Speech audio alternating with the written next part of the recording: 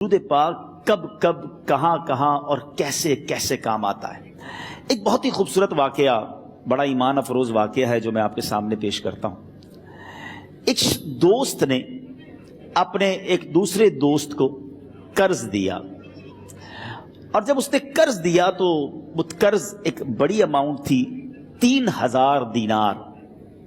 وہ ٹائم آ گیا جب اس ٹائم وہ قرض لینے کے لیے اپنے دوست کے پاس گیا کہ بھائی مجھے میرے پیسے واپس دو، تو اس نے کہا کہ پیسے تو نہیں ہے میرے پاس، میں کولیپس ہو گیا ہوں، بزنس اب میرا ختم ہو گیا ہے، میں تمہاری رقم نہیں دے سکتا۔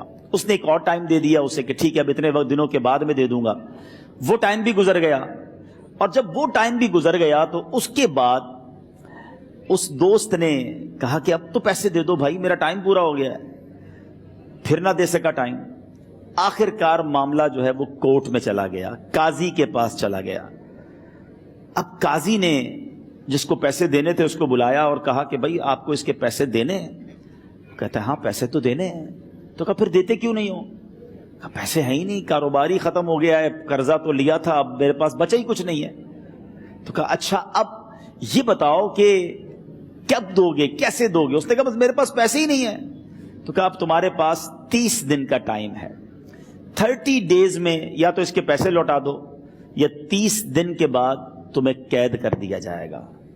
یہ شخص اب گھر آیا، پیسے تو تھے نہیں، مگر شاید علماء نے لکھا کتابوں میں، یہ واقعہ کئی بڑی بڑی کتابوں میں لکھا اور درود پاک کے فضائل کی بڑی بڑی کتابوں میں لکھا، اور اس شخص نے سوچا کہ اس نے ایک حدیث پاک پڑھی بھی تھی کہ جس میں نبی پاک علیہ الصلوۃ والسلام نے فرمایا ہے، جس کا مضمون ہے کہ جو شخص پریشان ہو، مصیبت زدہ ہو، اسے چاہیے کہ مجھ پر کثرت سے درود پاک پڑھے، کیونکہ درود پڑھنا مصیبتوں اور پریشانیوں کو لے جاتا ہے۔ اب اس عاشق رسول نے سوچا اور تو کچھ ہے نہیں، اب میں درود پاک پڑھنا شروع کرتا ہوں۔ صبح سے لے کر شام تک وہ درود پاک پڑھنے لگ گیا۔ 27 دن گزر گئے، only 3 days left، 3 دن باقی تھے قاضی کے پاس جانے میں۔ 27 دن گزر گئے درود پڑھتے پڑھتے۔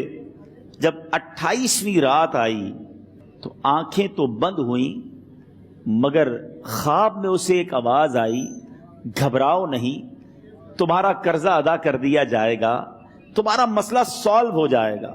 صبح اٹھتا ہے، درود پاک پڑھ رہا ہے، مگر کہتا ہے یہ آواز سے تو مسئلہ حل نہیں ہوگا، پیغام کیا ہے اسے سمجھ نہ آیا۔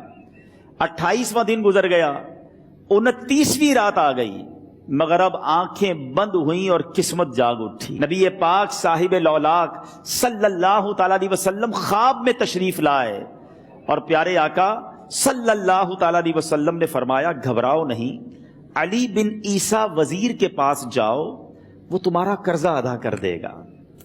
اب یہ عاشق رسول صبح اٹھا تو ویری فریش، حشاش بشاش کہ اب تو کام ہو گیا، نبی پاک نے خواب میں آ کر بشارت دی ہے۔ مگر پھر ذہن میں سوال آیا کہ علی بن عیسیٰ کے پاس جاؤں گا تو ثبوت کیا ہے، پروف کیا ہوگا؟